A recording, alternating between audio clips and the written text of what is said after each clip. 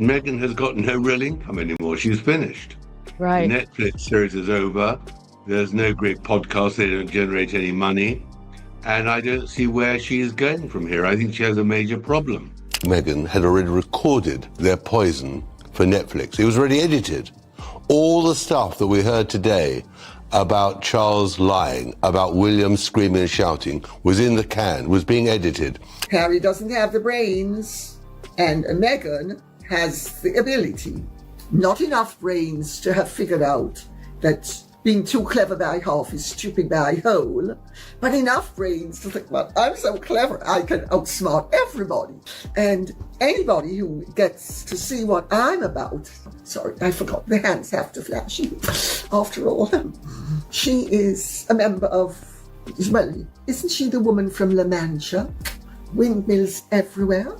You notice she's gone quiet on Instagram for about a month now.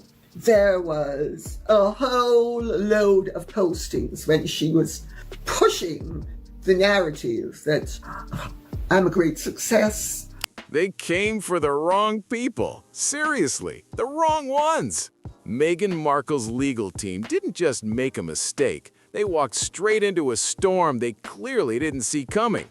Because when you go after Lady Colin Campbell, a woman sitting on decades of royal secrets, and Tom Bower, a man known for taking down powerful figures without hesitation, you're not shutting anything down, you're lighting the fuse. But before we dive in, make sure to hit that subscribe button. The tea is just starting to heat up. You don't silence people like that, you unleash them. And what's building behind the scenes right now? It's not just drama, it's a full-on exposure waiting to explode. If Harry actually goes through with this lawsuit, it won't just damage the Sussex image, it could rip straight through it and send shockwaves right into the core of the monarchy itself. They'd had the baby at home. We know that they deceived the public about the birth data and time of the whole event. So, and also, you know, even it goes down to the lawyer saying that in that statement, when they have that long attack on the Mail, which is astonishing, that Meghan, we know she lied. Absolutely. What we're really now seeing is that both of them, having posed as the victim for so long, are really the aggressors. On Bower, where he doesn't go there. He doesn't go there. But he does go there as far as the fact that they wanted to keep the birth private and all the secrecy around that, and even the fact that We're talking serious material here. Birth records, hospital logs, medical timelines, private messages, the kind of stuff they reportedly spent huge money trying to keep buried. And the second this hits a courtroom, every single document becomes fair game. No hiding, no control, no filters. Lady C sits there, calm as ever, looking straight ahead with that almost knowing smile. Let him sue me. 4 words, but they hit like a warning shot. And then there's Tom Bower, already digging, already checking, already moving. He reportedly looked into hospitals on both sides, London and California, and what his team uncovered, or more importantly, what they didn't find, has insiders on edge. Quiet meetings, tense conversations, people scrambling behind palace walls. Something isn't lining up, and now everyone's watching. So what exactly are they hiding? Seriously, what is it? What do Lady Colin Campbell and Tom Bower know that has Meghan's legal team this tense, this reactive? And why does it all seem to circle back to one simple thing? A DNA test. The one move Harry and Meghan have reportedly avoided at all costs. Stay with me, because this part matters. You've seen people like this before. The ones who don't argue facts, they apply pressure. They send letters, make threats, wave legal action like it's a weapon, hoping the noise alone scares everyone into silence. That's the pattern people have been pointing to for years now when it comes to Harry and Meghan. But here's where things flip, and this is the part they didn't seem ready for. Because the moment you actually push forward with a defamation lawsuit, you lose control of the narrative completely. It's called discovery. And Discovery doesn't play games. That's when everything gets pulled into the light. Every document, every record, every private message suddenly becomes accessible to the opposing lawyers. Birth certificates, hospital records, medical timelines, emails, anything that's been kept behind closed doors under claims of privacy now laid out, examined, questioned, and picked apart in open court. No filters, no protection, no control. Just raw information under scrutiny in front of the entire world. Legal experts have been crystal clear about this. No confusion, no gray area. If Harry decides to sue Lady Colin Campbell and Tom Bower, he's not shutting them down. He's handing them exactly what they need on a silver plate. He would be forcing his own private matters straight into the spotlight. And we're already seeing how this plays out with the Samantha Markle lawsuit. That Samantha only called herself Markle when Meghan was engaged to Harry, which Samantha says is a total lie. Interestingly, Samantha also says that Meghan's story about having a Ford Explorer where she could only get in through the boot was also untrue. She goes through a whole load of Meghan's lies. So by July, that is what the judge has said, these depositions, this cross-examination of Meghan will take place for the trial to start in October. So Meghan really has a problem because until today, her lawyers have been saying this is so ridiculous, we refuse to even engage with Samantha Markle. They stonewall. That case, the same one Harry and Meghan's team brushed off as ridiculous for years, is now pushing Meghan into a formal legal deposition under oath. By July, she's expected to answer questions she has never had to face publicly before. No PR shield, no carefully crafted interviews, just direct answers under legal pressure.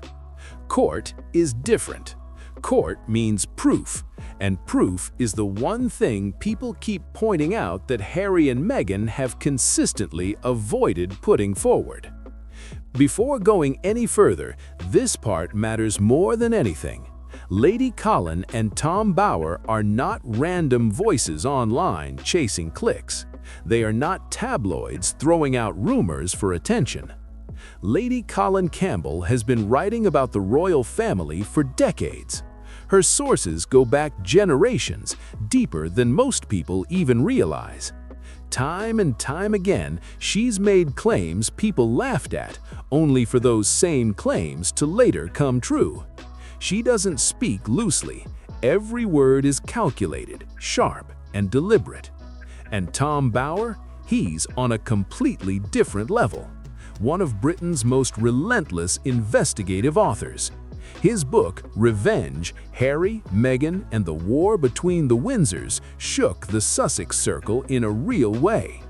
This is someone who has built an entire career exposing powerful figures and digging up what they try hardest to keep buried. What makes this moment so intense is not just who they are, but what they've already started doing. Tom Bower didn't just sit back and speculate. His team actually went out and checked. Portland Hospital in London, Santa Barbara Cottage Hospital in California, the two places where Harry and Meghan's children were reportedly born. They weren't guessing, they were looking for real proof, documentation, confirmations, the kind of paper trail that normally follows every single birth without exception. And here's where it gets intense. According to Bower, what they found wasn't clear evidence. It was a lack of solid records. Not the kind of trail you'd expect from something that significant. That alone has people raising eyebrows and asking serious questions. At the same time, Lady Colin Campbell has been dropping careful hints, not wild claims, but calculated signals. Medical timelines, private emails, first-hand witnesses, people who were reportedly around Meghan during those pregnancies, and now some of them are said to be ready to speak. That's not bluffing energy, that's pressure building. And deep down, people believe Harry knows exactly how serious that is. Lady C didn't even start out believing any of this. When the first rumors surfaced, she shut them down completely. Choose people who don't want to be written about, on the whole, whose lives are shrouded in mystery, and they want to hide their secrets, and I just love digging away to find out what they don't want us to know. I wrote 4 years ago a book about Prince Charles, and it was a story about how he had rehabilitated himself after Diana's death, and how Camilla also had to be rehabilitated, and it was a #1. It was a fascinating story. So when Meghan came along into the scene, I just thought, this is fascinating. How is this going to play out? To tell the truth, I spoke to very few friends of Meghan because she put a fatwa on anyone talking to me who she could. So I sent off dozens and dozens of emails to her friends, and most of them didn't even reply. And obviously I spoke to her father, who loves her still very much, and said, in the end, whatever she is, she's still my daughter. You can't beat the real story. I mean, that's the excitement of writing these sort of books, that in the end, nothing beats the truth, the real fact. To her, it sounded too extreme, too far into speculation to even entertain. But then things started shifting. Calls began coming in, journalists asking questions, palace insiders expressing concern, small details not adding up. And slowly, she started paying closer attention to what was happening right in front of everyone. Not hidden, not secret, but visible if you looked closely enough. Even inside the palace, there were signs of unease, quiet observation, nervous energy, people watching, waiting, and not saying too much out loud. They had assumed it would follow the usual royal pattern, a traditional birth at St. Mary's Hospital, Paddington, the same place tied to past royal arrivals. That system is built on transparency. Doctors are named, consultants are identified. Everything is out in the open on purpose, so questions don't even get the chance to grow. And when there's silence, people start filling in the gaps themselves. What really stood out wasn't random chatter, it was how consistent certain professional opinions seemed to be. A retired labor and delivery nurse with over 30 years of experience reportedly said she had never seen a pregnancy presentation quite like Meghan's. That's not a casual comment, that's decades of experience speaking. And then a retired midwife came forward with a similar observation. Same tone, same confusion, same sense that something didn't fully match what they were used to seeing. Then more voices added to it. Several obstetric professionals pointed out how the appearance of the bump seemed to vary, different sizes on different days, and sometimes even within the same photos. That kind of inconsistency raised eyebrows. There was also that Fashion Awards appearance, Meghan holding her stomach throughout the entire event, not just casually, but in a way that some professionals described as if she was steadying something, not just resting her hand naturally. And once people noticed it, they couldn't unsee it. There was that moment people still talk about, the deep squat in high heels, knees together late in pregnancy, and that alone had multiple midwives speaking out publicly. They said straight up, this kind of movement didn't line up with what they would normally expect at that stage. Not impossible, but definitely unusual enough to raise questions. And then came the purple dress and red coat incident. Walking into a meeting, the bump looked one way. Coming out, same day, same outfit, it appeared noticeably different. That kind of shift didn't go unnoticed. People replayed it, zoomed in, and started asking what was going on. Either Archie or Lily, and it needs to happen. They need to prove that those children, Meghan and Harry, are not entitled to privacy in this matter.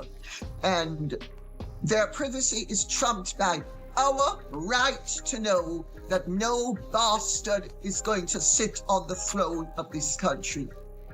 All Harry and Meghan need to do is prove to us that she popped those babies out.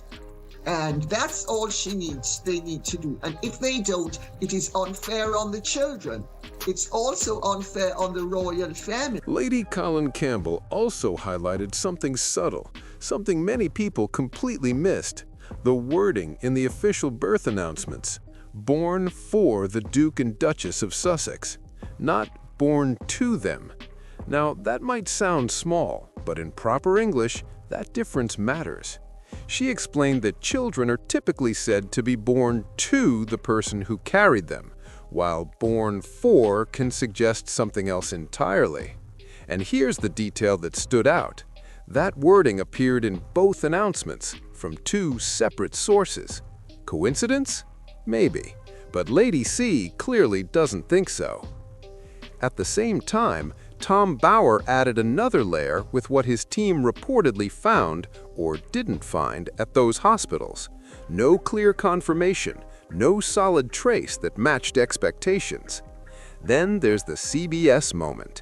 CBS, the one network allowed inside when Archie was introduced to the world, a network already connected to Oprah Winfrey, who was reportedly in discussions with Harry and Meghan at the time. Bower's conclusion cut straight through it. The secrecy wasn't just about privacy, it functioned like strategy.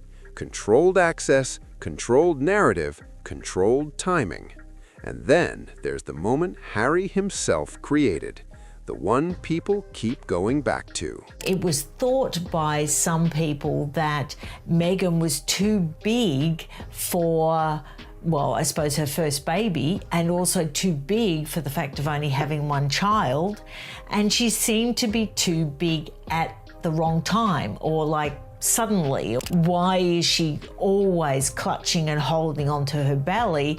Is she trying to hold something in place? And that sort of feeling and sentiment started to grow.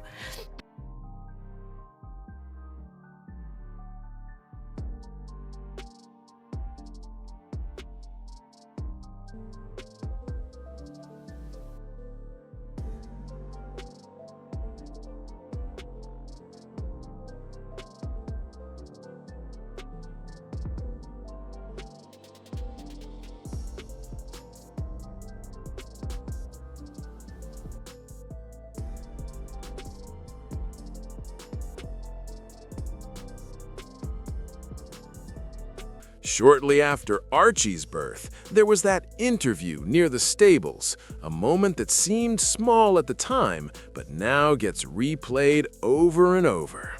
Harry casually said the baby had changed so much in 2 weeks, and right next to him, Meghan quickly corrected it. 2 days. 2 weeks, 2 days. Just like that. A mismatch right there on camera. And strangely, nobody followed up. Nobody questioned it further in that moment. It just passed. But now, people are going back and looking at it differently. Now pay attention, because this is where things start to shift in a big way. The conversation, I'm told and I believe, was very early on in their relationship when Harry is bowled over by Meghan, is desperately in love, and already is talking about marriage, but long before their engagement is even announced, let alone they're married and she's pregnant. And he's sitting in Clarence's house with then Prince Charles and Camilla. And Camilla just laughingly says, well, any child you'll have will probably have brown skin and ginger hair, and already is talking about marriage, but long before their engagement is even announced, let alone they're married and she's pregnant. And he's sitting in Clarence's house with then Prince Charles and Camilla. And Camilla just laughingly says, well, any child you'll have will probably have brown skin and ginger hair. And they all laugh, including Harry. I mean, it's not because of racism. It's just one of those things everybody imagines. When somebody is pregnant close to you, you wonder what the child will look like. But it was not said as anything other than like a concern. That's what Meghan explained, that it was a concern about how dark the baby would be. I was shocked to hear that. I mean, is that who he is? Well, I think Harry is a very complicated person because he's not very intelligent and undoubtedly remains damaged by the early death of his mother, Diana. And he very foolishly blames the media for her, in his words, murdered her, which is complete nonsense. But I think he loved the adulation. He loved it when he was being praised, especially when he was a soldier. But then he became criticized. He had to admit that actually those stories had been published by other newspapers, days prior. And that's where they got the information from. Or the fact sometimes the palace released information themselves and Prince Harry wasn't aware of it. Or the fact that, it was just sources and friends or people close to Prince Harry. Reports coming out of Montecito describe Harry as furious, not just frustrated, but deeply shaken. Insiders talk about sleepless nights, pacing rooms, constantly checking headlines, watching clips, reading comments. Strangers online analyzing photos, questioning timelines, picking apart details tied to his family and identity. That kind of pressure builds fast. His legal team has reportedly been considering full action against Lady Colin Campbell and Tom Bower, but Lady C's response? It stopped people in their tracks. No panic, no softening, no careful wording. Let him sue me. Just that. Direct, sharp, and completely unshaken. This isn't someone speaking loosely. This is someone who understands exactly what those words mean, because a courtroom, the very place Harry is reportedly considering, doesn't silence claims. It puts everything on record, public, permanent, and open to scrutiny. And Tom Bower? Same energy, no hesitation, no retreat, no backing off. He's made it clear he stands by his work. Sources, documents, testimony, material that doesn't just disappear because legal pressure is applied. He's basically saying, if it goes there, he's ready. Legal analysts have been very clear about this. A defamation case isn't about emotion, it's about proof. Harry wouldn't just be making claims, he would have to prove that what Lady C and Bower said is false. Prove it false. That's what it comes down to. Not opinions, not statements, actual proof. That means documents, records, timelines, the exact things that have reportedly been kept private for years. Time, money, effort, all spent keeping certain details out of the public eye. But discovery changes everything. Once that door opens, it's not selective anymore. It's everything. And you've seen the comment sections. Thousands of people repeating the same thing again and again. Please sue them, take it to court, because people understand one thing very clearly. A courtroom doesn't run on PR strategy. There's no polished messaging, no carefully timed silence, no curated image control. In court, you answer questions, all of them, direct, under pressure, and on record. And here's the part that really stands out. This is the same couple who sat down with Oprah Winfrey and spoke about honesty, transparency, speaking truth, not being silenced, wanting their story heard. Now, suddenly, legal action is being discussed against two authors asking questions that, according to critics, could potentially be addressed directly. Even something as simple as a test could settle speculation permanently. The contrast is hard to ignore. The palace, as expected, has said nothing. No statements, no defense, just that familiar line. We do not engage in speculation. A response that sounds neutral but leaves a lot unsaid. This situation goes way beyond personal drama. It touches something much bigger. British royal succession law is clear. Harry doesn't have the brains, and Meghan has the ability. Not enough brains to have figured out that being too clever by half is stupid by whole, but enough brains to think, well, I'm so clever, I can outsmart everybody. And anybody who gets to see what I'm about, sorry, I forgot, the hands have to flash. After all, she is a member of, well, isn't she the woman from La Mancha? Windmills everywhere. You notice she's gone quiet on Instagram for about a month now. There was a whole load of postings when she was pushing the narrative that I'm a great success. Well, she's actually composed again, and never talks about it. I mean, the whole problem she found with this last Vanity Fair issue, the hustle issue, is that she couldn't control the content. And she is somebody who believes, understandably, she's got to control everything down to the last full. And if the questions raised by Lady Colin Campbell and Tom Bower were ever to gain legal traction, the implications would be massive. Not just headlines, but real constitutional impact. Positions in the line of succession could be questioned, reviewed, even challenged. There are already quiet reports of constitutional lawyers being consulted. Nothing loud, nothing public, but happening behind the scenes. And at the same time, the growing distance between King Charles III and the Sussex children has become harder and harder for people to ignore. Compare the visibility. Look at Prince William and Catherine, Princess of Wales, and their children. Constant photos, public appearances, moments of family warmth captured again and again. The public sees them grow, interact, exist within the royal space openly. Now, compare that to Archie and Lilibet. The difference is impossible to ignore. Almost no public presence, very limited images, very controlled glimpses. That contrast alone has people asking questions. Palace insiders suggest this distance is deliberate, protective, strategic. But even with those explanations, the gap still feels striking to many watching from the outside.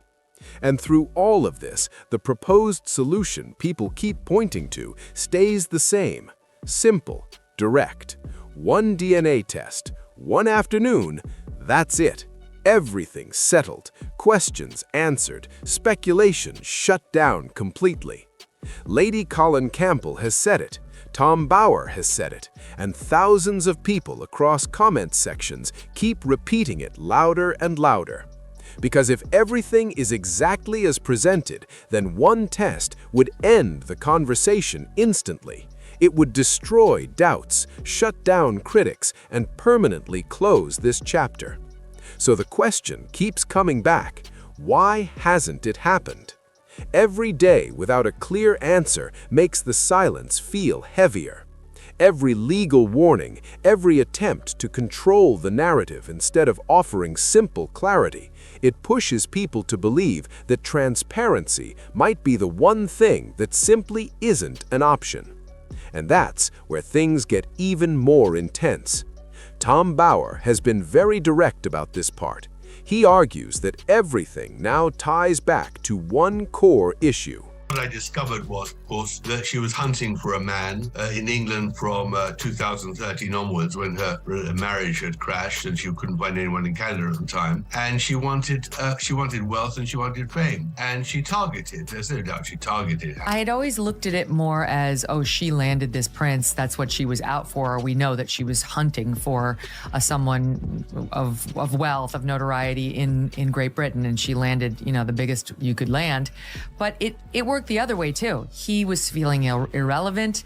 She comes along. She's a, somewhat well-known person, or at least that was his impression. And she's mixed race. She could elevate his star as well. It worked both ways. Well, you're absolutely right. I mean, what I discovered was, of course, that she was hunting for a man in England from 2013 onwards. And now they're both trapped. They need the spotlight to survive, but at the same time, that same spotlight is tearing everything apart. The more attention they get, the more pressure builds. The more people look, the more questions come up. It's a cycle that just keeps tightening. So here's where things stand right now. Lady Colin Campbell and Tom Bower are not backing down, not even a little. If anything, the legal threats have made them sharper, more direct, more locked in on what they're ready to say. This isn't fear, this is escalation. The Samantha Markle deposition is already in motion. The palace remains completely silent. Constitutional lawyers are reportedly circling in the background. And those 4 words from Lady C, they're everywhere now. Let him sue me. That's not just confidence, that's a challenge. So what do you think happens next? Does Harry actually go through with it? And if he does, what comes out when everything is finally laid out in court? Drop your thoughts in the comments right now. I read every single one. Hit like if you've been following this closely. Share it with someone who's watching this story unfold. And make sure you subscribe with notifications on, because things are moving faster than most expected. You do not want to miss what happens next.